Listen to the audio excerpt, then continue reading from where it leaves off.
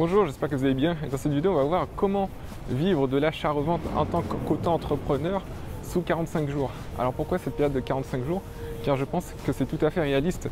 Parce que si je vous disais qu'on pouvait vivre de l'achat-revente en tant qu'auto-entrepreneur sous 7 jours ou 14 jours, eh bien ça serait faux, ça serait difficile quand même à atteindre. C'est possible si on a déjà une bonne expérience, si on est fort et qu'on peut investir, oui c'est possible. Mais là je m'adresse surtout aux débutants en achat-revente. Donc 45 jours, ça paraît une durée tout à fait acceptable pour se lancer. Et puis en même temps, c'est pas trop long. Parce que le but de cette vidéo, c'est que je vous donne les outils, la stratégie pour que vous puissiez vous lancer en achat-revente et réussir en 45 jours et que vous n'attendiez pas 3 mois ou 6 mois ou 1 an. Donc le but, c'est de faire ça rapidement et de mettre en application votre rêve. Car oui, l'achat-revente, ça offre beaucoup de liberté. Ça permet de travailler sans patron, ça permet de travailler seul ou avec des amis ou avec des associés qu'on apprécie. Et si vous débutez, eh bien c'est la bonne vidéo. Ou si vous avez déjà essayé de faire de l'achat-revente, eh bien vous pouvez regarder cette vidéo si vous voulez mener ça à un niveau élevé et puis en vivre. Alors aujourd'hui, je suis à Londres, la capitale du Royaume-Uni. Voilà, je trouve ça sympa comme ville pour faire un vlog, pour vous expliquer cette vidéo, parce que Londres c'est une ville très dynamique. Justement, c'est une ville qui est basée sur le commerce et le business. Donc c'est un cadre idéal pour vous expliquer comment faire de l'achat-revente en tant qu'auto-entrepreneur et en vivre.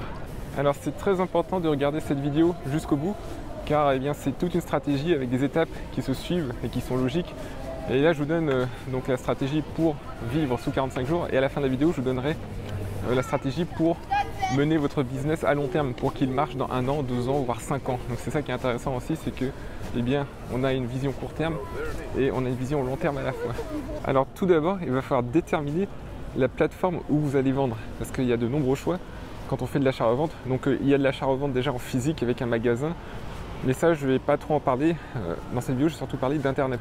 Comment faire de l'achat-revente sur internet, car je considère qu'internet est vraiment le meilleur moyen eh bien, de s'enrichir et d'avoir un revenu en achat-revente qui permette d'en vivre assez rapidement, parce que sur internet tout simplement vous n'avez pas de coûts, contrairement à si vous aviez un magasin. Donc il n'y a pas de frais de loyer ou de frais de locaux, parce qu'il faut acheter ou louer un local.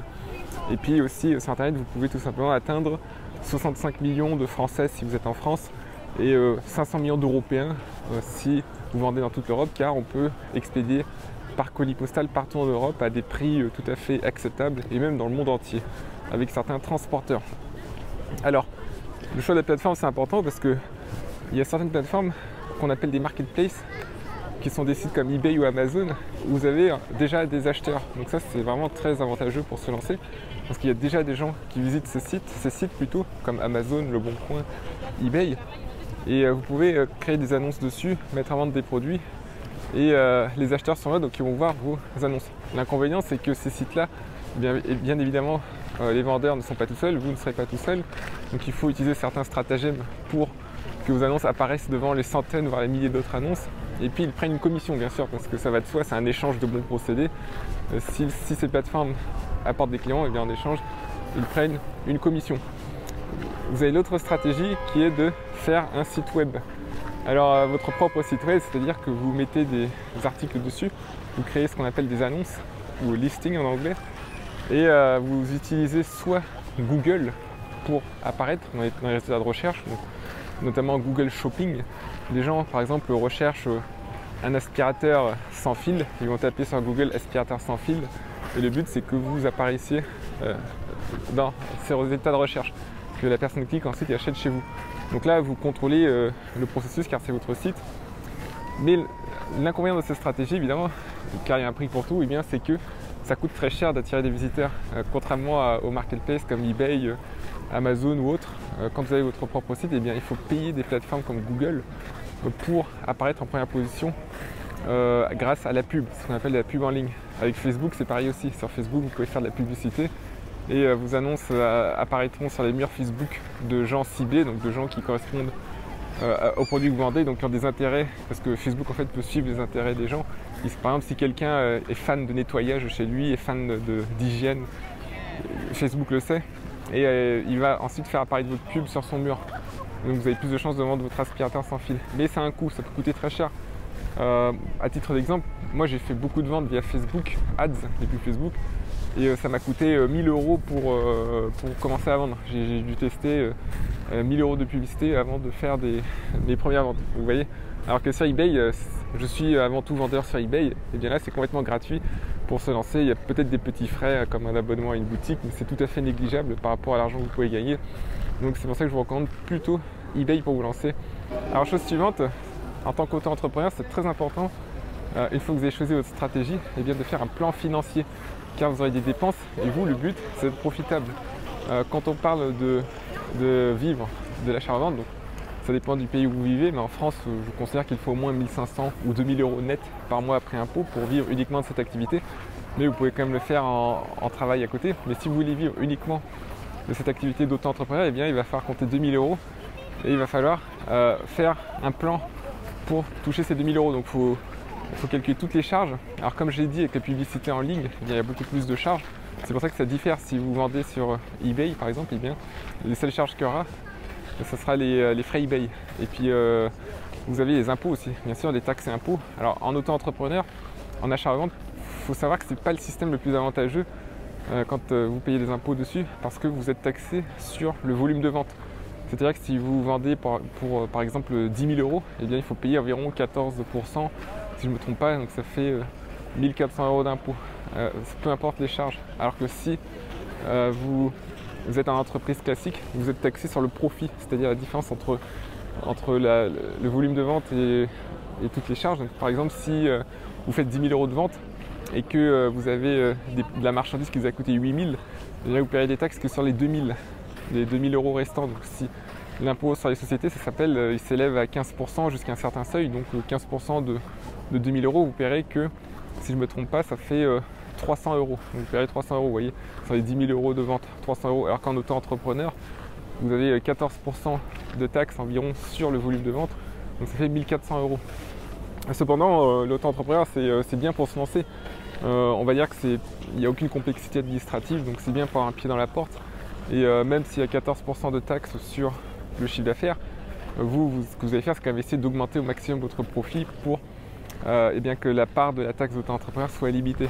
Et donc ça vous poussera à être plus ingénieux, plus créatif. Et puis dès que vous avez des revenus réguliers, eh bien, je vous conseille de passer en entreprise. Puis aussi, il faut savoir qu'en auto-entrepreneur, vous avez des réductions de charges la première année sous certaines conditions. Par exemple, pour les gens de moins de 30 ans ou en recherche d'emploi. Donc il faut absolument saisir cette opportunité d'avoir une réduction des charges si vous avez l'occasion et la possibilité. Si vous regardez cette vidéo, c'est que vous êtes intéressé par l'achat et la revente. Et moi, ce que je peux vous conseiller, c'est vraiment d'aller à fond sur eBay pour commencer. Comme quand on est auto-entrepreneur, c'est une plateforme que je maîtrise vraiment très bien, car je vends dessus depuis plusieurs années déjà. Et je peux vous aider pour aller plus loin sur eBay.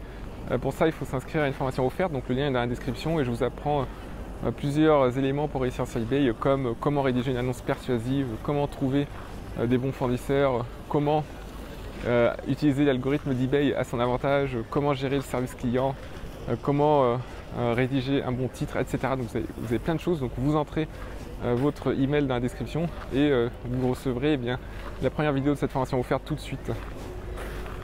Alors l'étape numéro 3, c'est l'administratif. Alors je vous conseille de ne pas passer trop de temps dessus, car évidemment le système de auto-entrepreneur est fait pour être très simple. Il suffit d'aller sur infogreffe.fr, vous allez immatriculer votre entreprise, ou plutôt votre auto-entreprise, et ça prend quelques minutes. Alors il va falloir fournir quelques documents, notamment un justificatif de domicile si vous hébergez l'entreprise chez vous. Il va falloir fournir une pièce d'identité aussi. Et puis sous quelques jours, vous devriez recevoir votre numéro SIREN, S-I-R-E-N, c'est-à-dire le numéro d'immatriculation de l'entreprise qui est souvent demandé par des plateformes de vente. Et vous allez pouvoir encaisser l'argent sur un compte en banque aussi. Alors vous n'êtes pas obligé d'avoir un compte en banque séparé, mais je vous conseille quand même d'en avoir un afin de faciliter la lecture comptable. C'est pas obligatoire en France, en tout cas, d'avoir un compte séparé si vous faites moins de 10 000 euros de chiffre d'affaires. Mais avoir un deuxième compte permet de simplifier les choses. Donc pour ça, vous allez sur des banques mobiles comme N26, Revolut, ils vous font ça gratuitement ou pour très peu de frais, très rapidement aussi. Et comme ça, eh bien, vous pourrez séparer vie professionnelle et vie personnelle.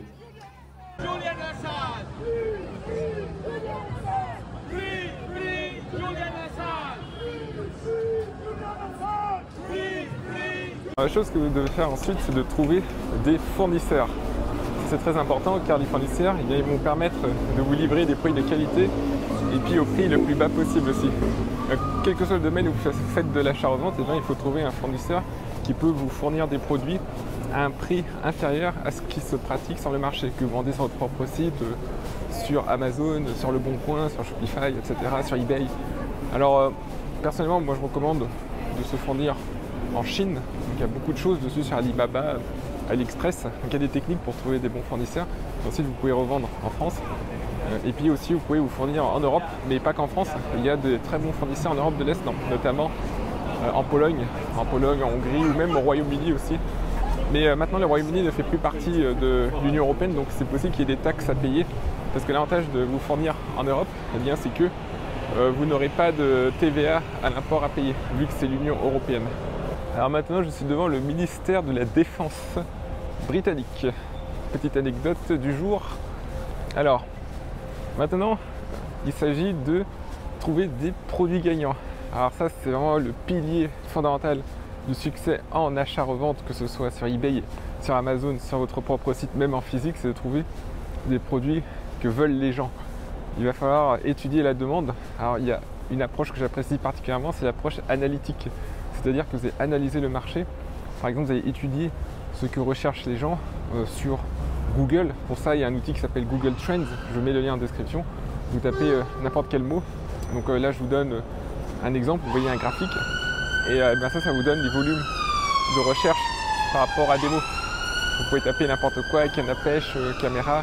Il y a des produits très saisonniers donc, qui auront des pics, par exemple en octobre, d'autres en février. Et ça peut être l'occasion de vendre ces produits saisonniers. Si vous vendez des bâches de barbecue, pour protéger le barbecue, en général, c'est un produit qu'on vend plutôt avant l'hiver pour protéger son barbecue. Donc ça, c'est important à prendre en compte. Et il y a des outils plus perfectionnés aussi qui vous donnent exactement ce que recherchent les gens.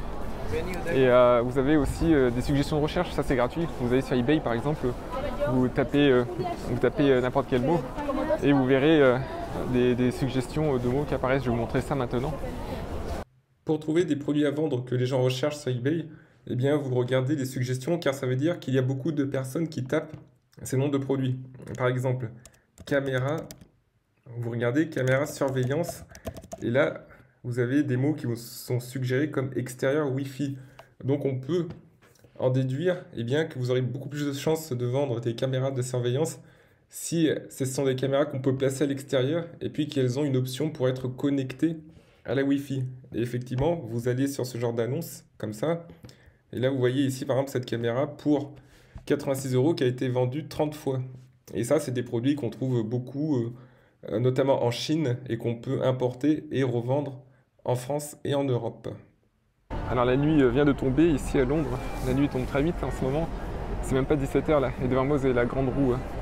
Alors maintenant, il va falloir apprendre quelque chose de très important, c'est la persuasion. Quand on fait de l'achat et de la revente, il faut savoir qu'on est en concurrence face à des centaines, des milliers d'acteurs. Et donc il faut persuader. Et la persuasion, ça sert pour tout, même pour vendre des services, même pour demander des choses à votre patron, n'importe quoi. Donc je vais vous donner quelques techniques de persuasion pour vos annonces d'achat-revente, que ce soit sur Le Bon Coin, sur votre propre site, sur eBay, sur Amazon ou ailleurs. Déjà, la première chose à faire, c'est de toujours vendre pour montrer des bénéfices plutôt que des caractéristiques. Parce qu'un article, ça a quoi? Par exemple, vous prenez une caméra de surveillance, ben, les caractéristiques, c'est par exemple l'angle de rotation. Elle peut tourner sur elle-même à 180 degrés ou 200 degrés. Ça peut être le voltage, par exemple. Ça peut être la puissance d'alimentation, la durée de la batterie. Ça peut être la résolution de l'image qu'elle donne, etc. Mais les gens, en fait, en réalité, n'achètent pas trop sur les caractéristiques, même pas du tout. C'est important, ça permet de justifier l'achat, il faut les indiquer, mais les gens achètent surtout pour des raisons émotionnelles et pour satisfaire un besoin.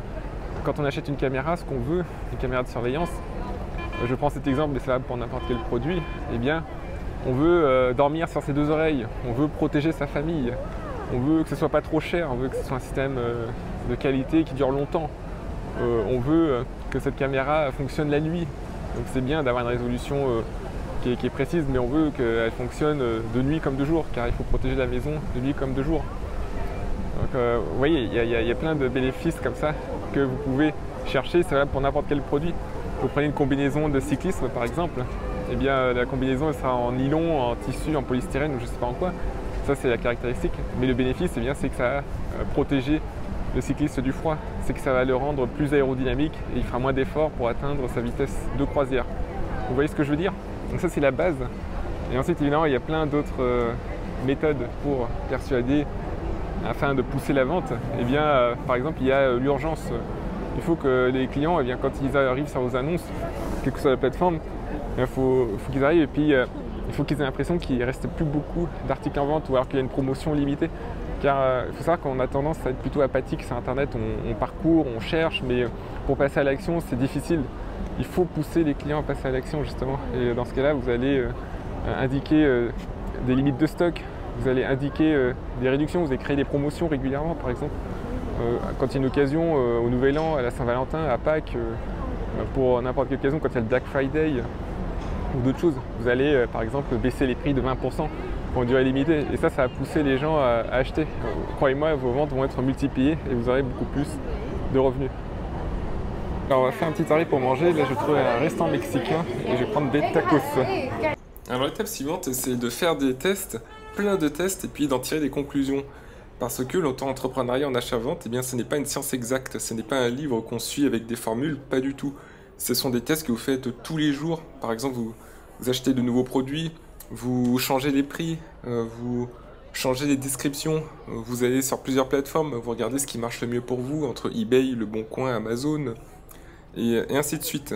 Et comme ça, eh bien, de fil en aiguille, vous allez vous améliorer, et puis c'est là que vous allez réussir à en vivre. Alors au début il ne faut pas se décourager, par exemple vous allez acheter 10 produits différents et peut-être que simplement un ou deux vont se vendre, mais c'est normal, car ça demande du flair, ça demande de l'intuition, ça demande de l'expérience pour savoir ce qui marche, mais vous allez apprendre. Donc le but c'est que à chaque fois que vous faites une erreur, eh bien vous ne la reproduisez plus, vous en faites plein, comme ça vous éliminez ce qui ne marche pas et à la fin eh bien, vous aurez un système qui marchera à fond.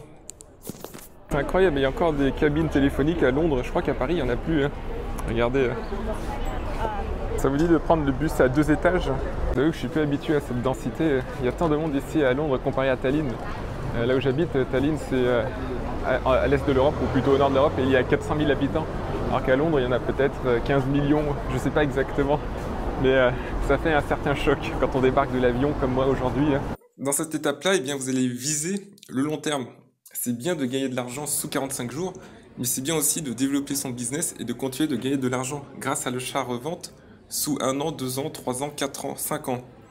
Donc ce que je peux vous recommander, eh bien, c'est de développer votre compte ou vos comptes sur les marketplaces comme eBay, comme Amazon ou Le Bon Coin. Et puis à côté de ça, eh bien, de créer votre propre site web, notamment avec la solution Shopify. Et ce site, eh bien, vous allez le référencer sur Google.